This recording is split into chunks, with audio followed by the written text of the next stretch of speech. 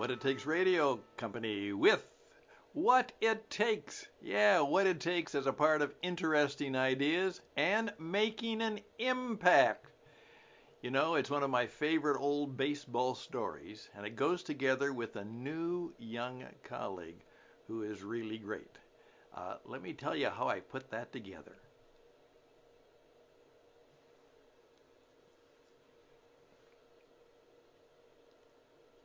Greetings, ladies and gentlemen, friends, neighbors, colleagues, customers, clients.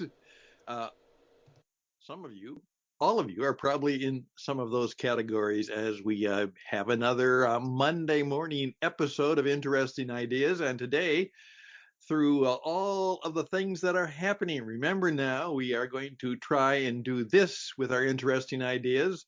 We're going to enter the transformation zone sometimes. Sometimes we're going to enter the impact zone at times. Sometimes we're going to be in the what it takes territory.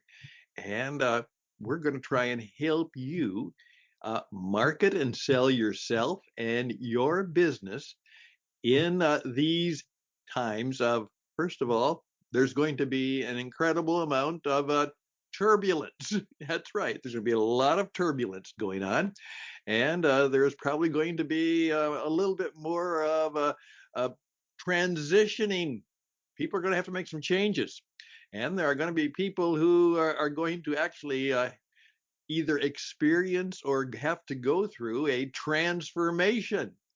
It may be good, it may not be so good, but it's going to be turbulence, transition, and transformations.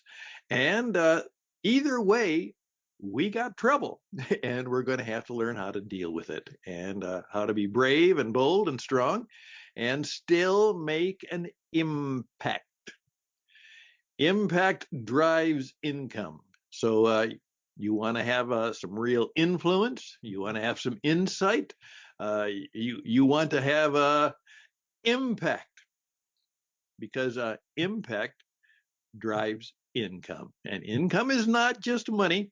It's all of the good things that may come to you because you learn how to live well, perform well, and serve others. I'm working with a project in which what has happened is that sign that you just saw became fun and relevant for me. Yeah. What in the world was that? And some of you, if you are of the age and stage that I am, remember that there was a baseball team at one time that was called the Brooklyn Dodgers. And so please keep that in mind because it kind of matches with the story. Recently, I've been asked to help an organization put together a career development and get a good start for a group of younger people, much younger than me, who are starting their careers. And so that's been part of the project. And I've had the experience of working with a very talented young woman, and her name is Brooklyn. Yes, and there's a wonderful story. Now, most people call her Brooke, but I asked permission to call her by her full name, Brooklyn, and it's because one of my favorite stories is about the Brooklyn Dodgers, and it's relevant today. That's right. So, with that in mind, let me tell you about my friend Brooklyn and about how some of the things we have learned may be helpful and useful for you as you're, coming to graduation. And now, what are you going to do once you have to make it in the marketplace? Right. Here we go. First of all, the basketball season with college came to an end just tonight. That's right. The Final Four champion will take place, and who will win the Final Four for the men's? The women's has been decided. Now it's for the men, and as of this April 7th, the college basketball season will be over. Well, however, the baseball season after spring training in Arizona and Florida now has moved to their regular climbs, and now we're into the first or second week of the regular baseball season. Well, here's how all of that connects. All right.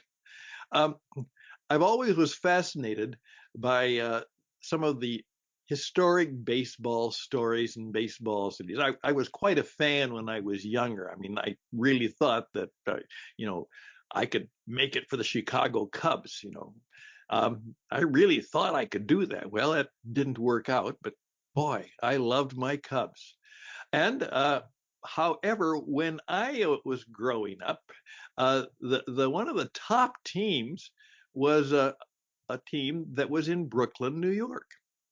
Now, in New York, they had a number of teams. There was the New York Yankees, which played in the island of Manhattan in Yankee Stadium, and there were the New York Giants, who played in an old-fashioned but now renovated polo grounds.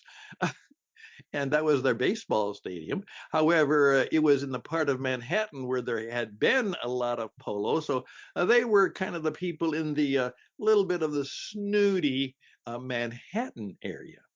However, the team that oftentimes was the most fun to watch was the team that was located in Brooklyn. And Brooklyn is not Manhattan, New York. And many of you know all of the chemical and all of the relational and all the historical and cultural things that go into that. Brooklyn were, these were tough working people, trying to make it happen. And so oftentimes, and there were a number of World Series which were called the Subway Series because the New York Yankees played the Brooklyn Dodgers. And it just didn't take an airplane. They just took the subway back and forth. So here is the story that always fascinated me. And so I wanted to check and see if it was true. Someone said that the reason they were called the Dodgers is because the traffic was so bad that people who lived in Brooklyn had to continually dodge the traffic. And so they were called the Brooklyn Dodgers. Isn't it interesting that when the Brooklyn Dodgers left Brooklyn and people were brokenhearted, the Brooklyn, the beautiful blue hat with the big B on it. They went to Los Angeles and now they're known as the Los Angeles Dodgers. They kept the name. That's kind of strange, but they did. Well, I asked my AI robot for the story, and I told him what I knew, and he's gotten to the point where he kind of talks to me. It's a bit scary. I said, yes, Stan, that's a partly true. Let me tell you the full story. And he went on to say that it was well known that Brooklyn in the 1870s, 1880s, the latter part of the 19th century, 1800s, early, it was known as a place of incredible traffic.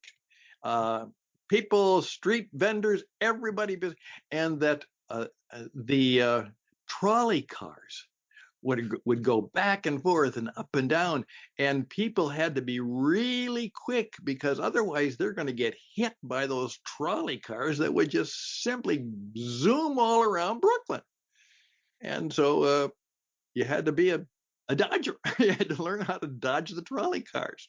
And so the team was called the Brooklyn Trolley Dodgers. That was their first name. They tried another one called the Brooklyn Bridegrooms. I don't get that one at all. But they eventually settled on the Brooklyn Dodgers, and that was the story of this great. And they had many great, wonderful players, very heroic players, and won a World Series. The Yankees usually beat them, but they kept trying, the old Brooklyn way, wait till next year. Well, here is my friend Brooklyn. And so I've come to admire her, and she's smart. And part of the way it'll work in the project, I've got a lot of ideas from my coaching about how we can do. However, she knows the audience. I mean, that's her people. And she's working hard to make her mark and make her career. So they're going to kind of put this, you know, nice looking young woman with a lot of smarts with this old man who has a little bit of wisdom, and maybe together we can create a fun program that will help young men and women make their mark in the marketplace. Well, the reason I like it is she fits that. She's smart. She moves fast. She's bright. You know, uh, she knows how to move and make her dodge and start new projects. And uh, there was just something about her personality and her brightness and her quickness that I just love and appreciate about her. And I'm going to look forward to working with her. But she really is a dodger. She knows how to move fast, think fast, get things done, and I appreciate that. And so that's why I said to her, I want to call you a Dodger because you're like the old Brooklyn Dodgers. You know, you don't let the streetcars run you down. You keep wide awake, alert, and keep moving. Well, here's the story for you. Obviously, many of us, and particularly younger men and women today. It's a challenge. Um, they're going to have to be Dodgers. They're going to have to learn how to make their moves, how to market themselves, how to get out of the way of difficult situations. Watch out for the scammers. Watch out for the people who can't be trusted. They're going to have to be very much like the Dodgers. And so we hopefully will helpfully, we hope helpfully be able to help them make some of their marks as they are starting to make their careers in these challenging times. That's what we want to do. I would love for you, if you have some ideas, I would love to hear from you. You know, you've got some friends, young men and women who are graduating or are out starting their, as one person said, it's kind of at the age of 25. It could be your mid-quarter life crisis. You know, you're trying to figure out, what should I do? What should I do? How should I get a career? How can I get a good job? I even did a course one time on how to quit your soul-sucking job and get a better one. I would love for you to send Brooklyn and I good ideas for younger men and women who are trying to start a career, maybe even become entrepreneurs, have their own business. What kind of advice would you give them to help them make the right moves, the smart moves, the fast moves, um, the be careful moves that would help them as they start their new life of work and career and maybe even building their own business? I'd love to hear from you. And Brooklyn, I would love to hear from you too. Here we go. Stan at witradio.net. Stan at witradio.net. And I would love to hear your counsel and your advice. And wish us well. These will be some good things we put together. I'm really excited about the opportunity and the idea. And I'm hoping that we will have a whole cohort of young men and women who will actually join us on the program. And then not, you know, the old guy will just go away. And they will take over the entire program themselves, and they will be having a real significant channel of advice and counsel to one another about good ways to make your mark, to make your impact in the marketplace. That's the story for this Monday. Thank you for your time. I'd love to hear from you, and we'll continue to try and have interesting ideas about how you can make it in the marketplace in these challenging times. All the best and blessings to you. I'm grateful for what you do. Please recommend me to others. Please subscribe. Please let me know how I could help you. I still think I can probably do a little bit of that too. Bye for now.